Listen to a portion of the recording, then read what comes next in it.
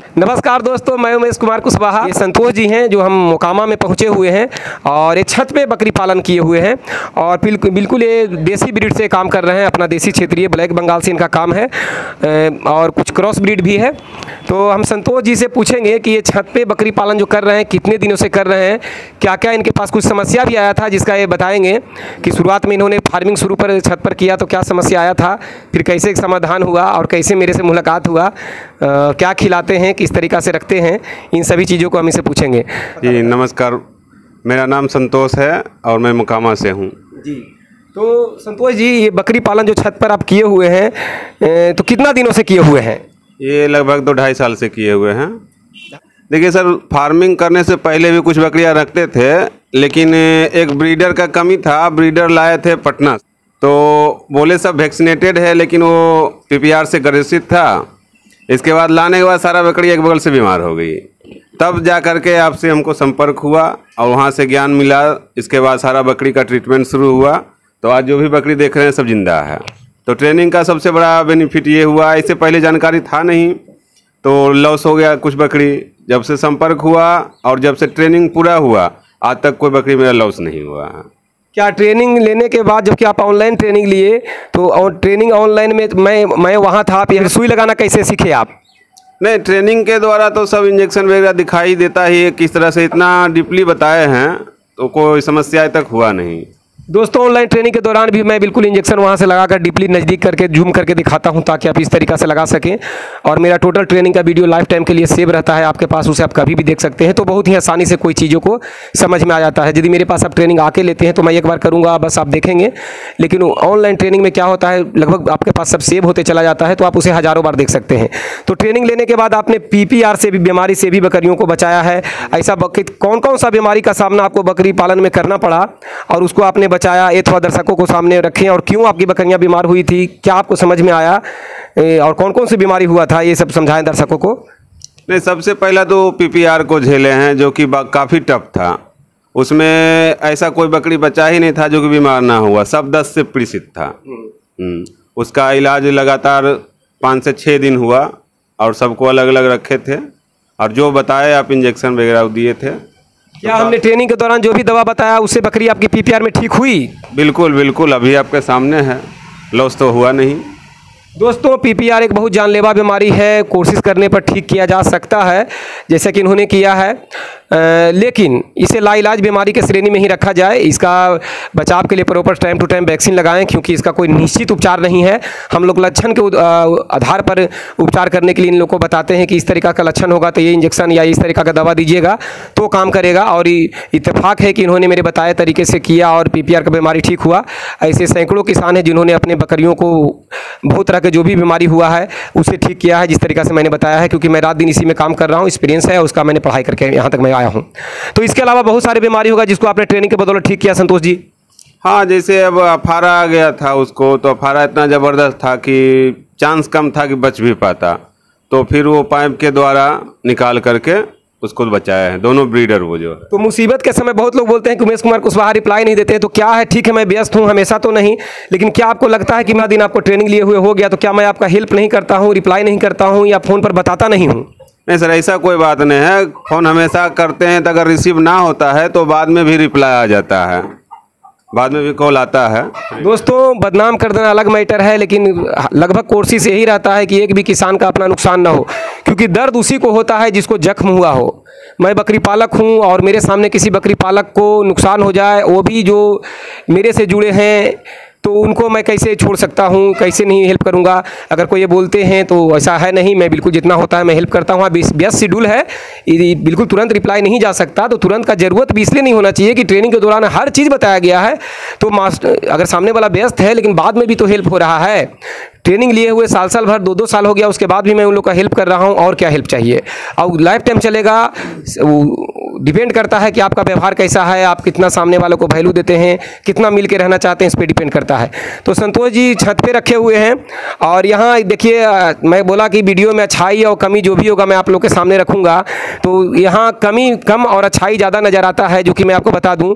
जैसे छत पर भी बकरी पालन आप कर सकते हैं। बहुत लोगों का कहना है कि छत पर आप बकरी नहीं रख सकते, तो छत पे बकरी इसलिए नहीं रख सकते दोस्त कि छत तो मिट्टी का होता नहीं है, क्या संतोष जी?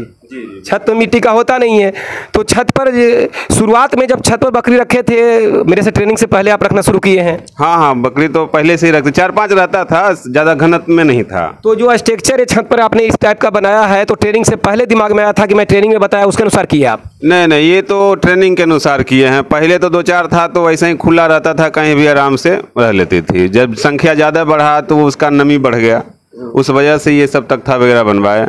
और पहले जो है बांस का चाली पे रखते थे। अच्छा, नमी से कोई परेशानी होता था आपको बकरियों को? हाँ, सर्दी, निमोनिया ये सब अक्सर आ जाता था।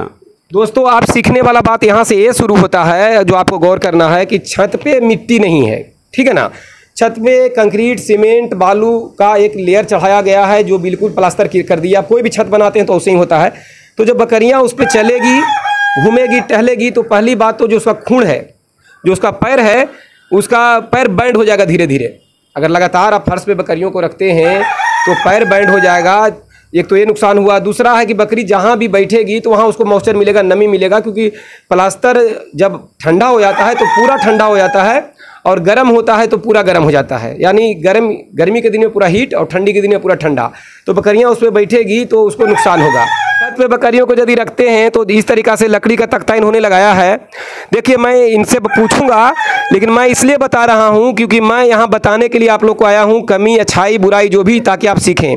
सिर्फ मैं इनसे पूछते रहूंगा तो आप कितना सीख पाएंगे, इसलिए मैं कुछ बताता हूं। ये लकड़ी का तख्ता रखा गया है, इन्होंने बना के रखा है, जो कि मैं इनको ट्रेनिंग के दौरान मैंने बताया है, या कोई भी विशेषज्ञ आपको बताएंगे। तो इससे बकरी लकड़ी के तख्ते पर बैठी है तो नीचे की नमी से वो बची हुई है। अगर पेशाब भी करती है, पेशाब भी कर देगी तो लकड़ी के तख्ते के नीचे पेशाब चला जाएगा और बकरियों को नुकसान नहीं होगा। इस तरीक़ा से इन्होंने पूरे बाड़े में छत पे जो भी इन्होंने स्ट्रक्चर बनाया है, सभी पर लकड़ी का तख्ता इन्होंने लगा लिया है, तो इस पर बकरियां बैठती है। दूसरी बात है कि इन्होंने खाने का जो ट्रे लगाया है, देखिए बाहर जो ट्रे इन्होंने लगा के रखा है वो कुछ ऊंचाई पे है। बीच में इन्होंने लोहा का जो रड दिया है, इसके वजह से बकरियां उसमें, बच्चे उसमें कूद के बैठ न जाएं, इसके वजह से, क्योंकि बकरी जब खाना खाती है तो जो बच्चे हैं टब में चढ़ जाएंगे, बकरियां छींट देगी।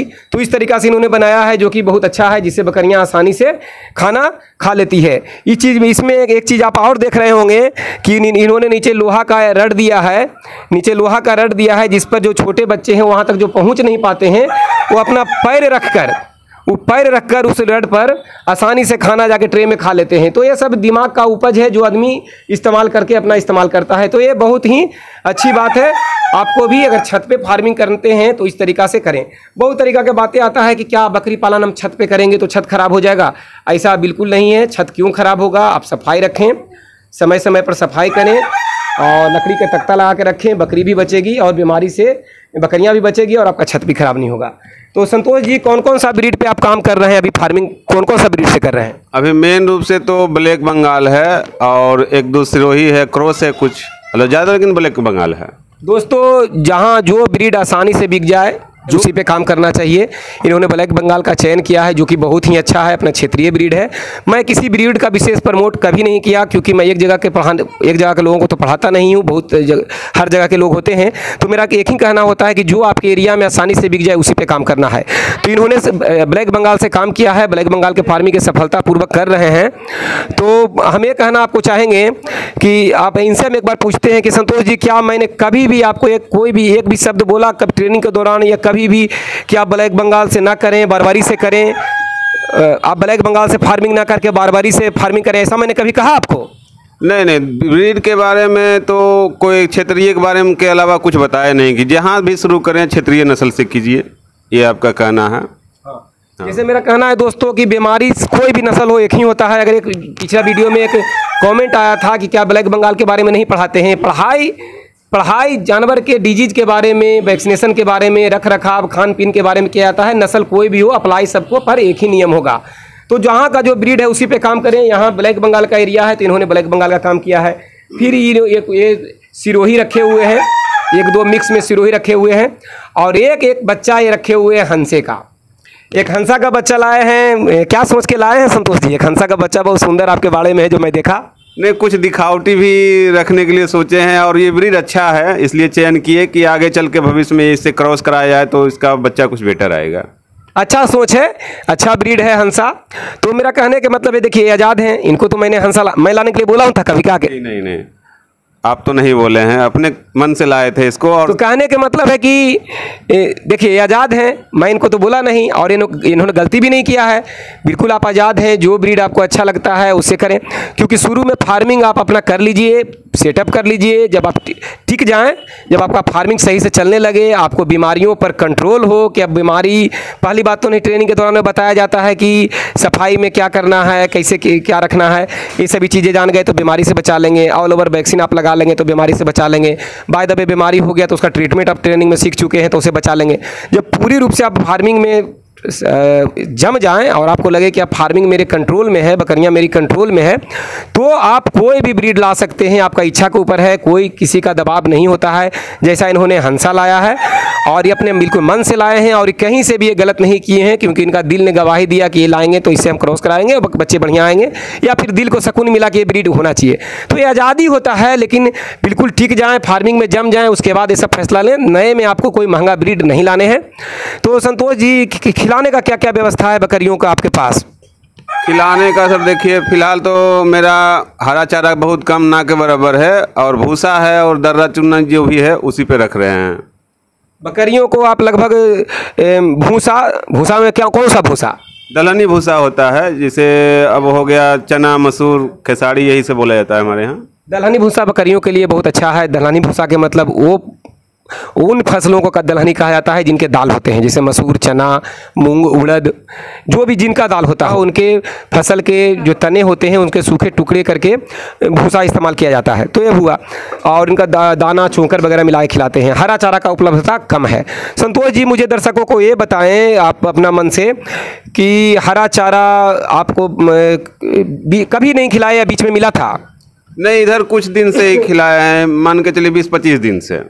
आप हमें बिल्कुल नहीं देते थे, उससे पहले नहीं देते थे, इधर मिला था। हाँ। तो आप इतना ये बताइए कि हरा चारा और सूखा चारा, अगर आप पहले से सब दिन सूखा चारा खिला रहे हैं और हरा चारा बीच में खिलाए, क्या अंतर पड़ा आपको? हरा चारा खिलाने में कोई अंतर पड़ा या सूखा चारा ही सही था? क्या हरा चारा बीच में दिए तो कुछ राहत मिला? नहीं, हरा चारा से तो बहुत फर्क पड़ा। सूखा चारा से ब्लैक बंगाल सिर्फ वो जिंदा है, चल फिर रही है, कुछ खास ग्रोथ होता नहीं, लेकिन हरा चारा के बाद जो है वो काफ़ी एक्टिव हो जाती है। इसके बाद जो है हिट में समय पे आने लगती है। तो जो पहले आप हरा चारा नहीं दे रहे थे तो बकरियों में क्या समस्या था, और हरा चारा देने के बाद क्या आपको अचानक परिवर्तन हुआ, थोड़ा सा बताएं ताकि लोग को, किसानों को जानकारी मिले। बिना हरा चारा का हिट में जल्दी आती नहीं है, कब आती है कोई लिमिट नहीं होता है। हरा चारा पर जो है जल्दी हिट में आ जाती है। क्या आपने ऐसा अनुभव किया है? हाँ, बिल्कुल। नहीं, एकदम प्रैक्टिकल है। मेरा 6 महीना से कितना बकरी जो हिट में नहीं आ रही थी, और एक महीना के अंदर में ही सर आ गई वो हरा चारा से।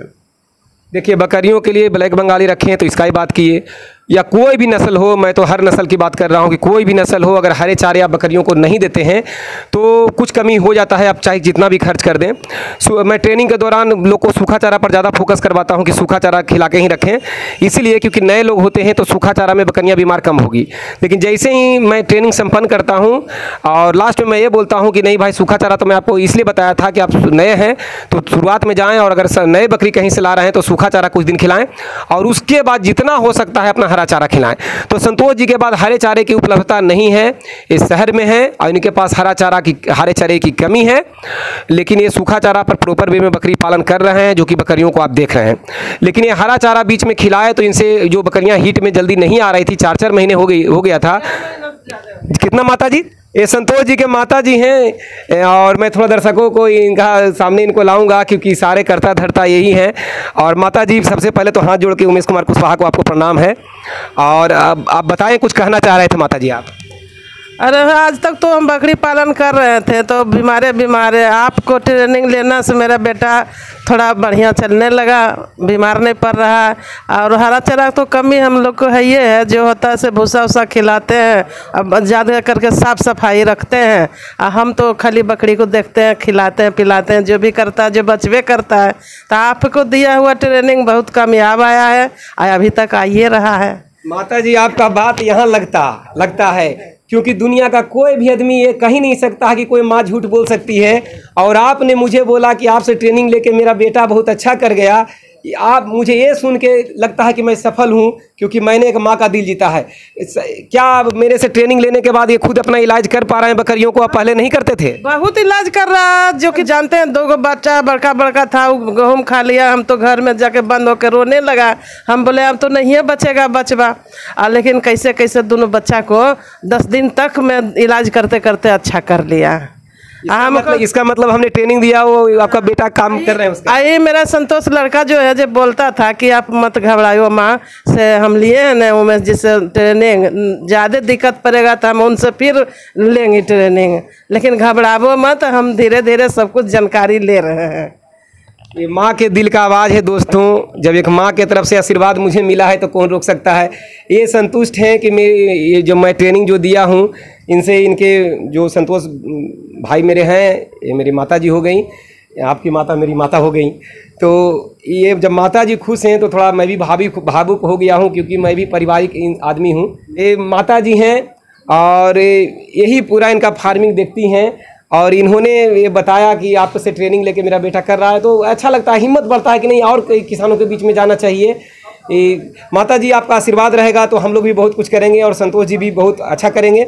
और फिलहाल आपका बहुत ही अच्छा हो रहा है। जहाँ अच्छे नहीं होते हैं उस तरीके से बकरियाँ चमकती नहीं हैं और शांति से आराम नहीं करती हैं, और बहुत बड़ा आपका सहयोग है जो एक माँ होके अपना संतोष जी का हेल्प कर रही हैं। दोस्तों मैं बता दूं, संतोष जी एक बहुत व्यस्त पर्सन है। ये तो बकरी पालन तो माता जी संभालती हैं, और संतोष बाबू इसका जो भी कमियां होता है, इलाज वगैरह करते हैं, चारा वगैरह का जुगाड़ करते हैं, पूरा फार्म माता जी ही देखती हैं। आधा से बेसी हम लोग को दे दिया, बच्चों लोग को जानकारी दे दिया है, हम लोग बच्चों मिलकर संभालते हैं, सब कुछ करती है तो सारा मेडिसिन। हाँ, कुल को प्रैक्टिकली बता देते हैं कि भाई हमको तो उतना टाइम मिलता नहीं है, जो भी है हम सुबह देखेंगे तो शाम को देखें, लेकिन दिन भर का देख रेख सब घर वाले का होता है। तो पूरा फार्मिंग माता जी ही देखती हैं, और संतोष जी एक व्यस्त पर्सन है जैसा कि मैंने बताया। साथ ही साउंड सिस्टम का काम करते हैं, डीजे का काम करते हैं, शादी विवाह में बजाया जाता है, वो इसमें व्यस्त रहते हैं, लगन में व्यस्त रहते हैं, और माता जी ही पूरा देखती हैं। तो ये क्षेत्रीय बकरियों पे पालन कर रहे हैं, और कुछ मिक्स ब्रीड भी है। तो कहने के मतलब है कि कहीं से कोई दिक्कत नहीं है, यहाँ सब तरह से ठीक रहा। मैंने यहाँ मैं बाड़े में आया तो बिल्कुल सफाई है, सभी तरीक़ा से चीज़ें ठीक है। मैंने बच्चे जो लकड़ी के तख्ते पे हैं, उधर छोटे मेमने को चोट न लग जाए, छोटे मेमने को चोट न लग जाए तो उनके लिए अलग केज बनाया गया है, और छोटे मेमने के लिए अलग केज बनाया गया है, और साथ ही उसमें खाने का और पानी पीने का समुचित व्यवस्था किया गया है। तो मुझे कमी यहाँ लगा नहीं, इसलिए मैं कमी के ऊपर तो कुछ विशेष बोल नहीं रहा हूँ, बस मैं यही कह रहा हूँ कि यहाँ बिल्कुल शानदार रहा। हवा आने जाने का व्यवस्था है, और कि बकरियों को खिलाने के लिए सही तरीके से टब रखा गया है। अगर कुछ मैगनी वगैरह आप देख रहे हैं तो सब जो बकरी है तो 24 घंटा करते रहती है। सवेरे इन्होंने सफाई किया है तो फिर कर दी, तो ये चलते रहता है, फिर सफाई हो जाएगा। तो मेन यह सब माता जी ही देखती हैं।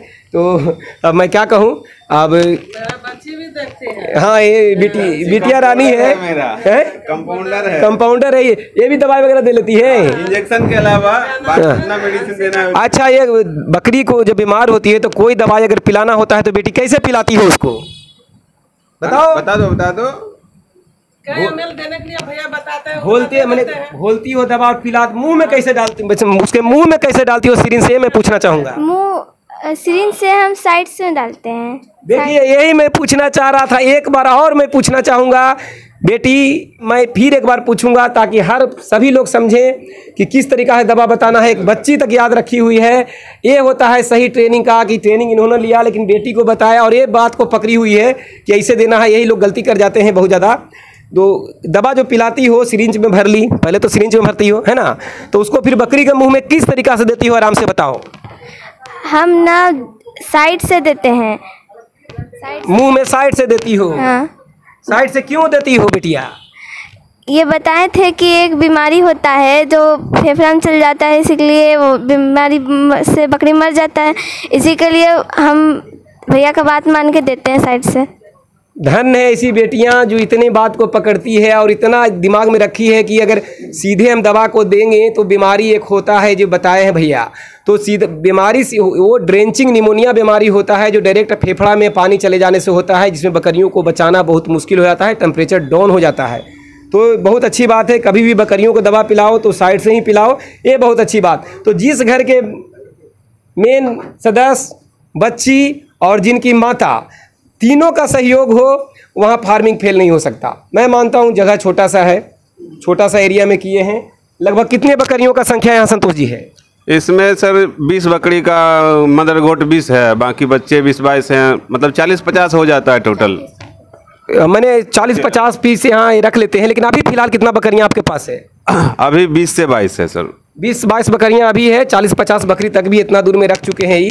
और अभी कुछ बकरियों को इन्होंने गांव भेजा है चराई पे। हाँ, चराई के लिए। हम जब वो हरा चारा में परिवर्तन देखे देने के बाद हम सोचे कि इसको 2-4 महीना चराया जाए, इसके बाद रिजल्ट देखा जाए। तो वहाँ का रिजल्ट में बहुत अच्छा लगा चराई वाला। देखिए हरा चारा का क्या कमाल है कि इनको लगा कि हरा चारा, देखिए बकरी चराई के लिए ही बनी है, लेकिन मजबूरी बस रखना पड़ता है स्टॉल फीड पे। लेकिन हरा चारा हो तो स्टॉल फीड भी आपका आसान हो जाएगा। चारे का उपलब्धता आपके पास पूरी रूप से होना चाहिए। तो बस यहाँ आए थे और बस यही बताएंगे कि छत पे भी आप करें या नीचे कहीं भी करें, लकड़ी का तख्ता का पूरा व्यवस्था रखें जिससे ऊंचाई पर बकरियां बैठे। माँ बहन जो भी आपके बाड़े में हैं उनका सहयोग रहे। कहने के मतलब आपको तो मेहनती होने ही चाहिए, साथ में परिवार का सहयोग होना चाहिए। तो ये वीडियो बस इतना ही, आगे जैसे ही होगा फिर से रेगुलर वीडियो आप तक पहुंचता रहेगा। तो नमस्कार दोस्तों, प्रणाम।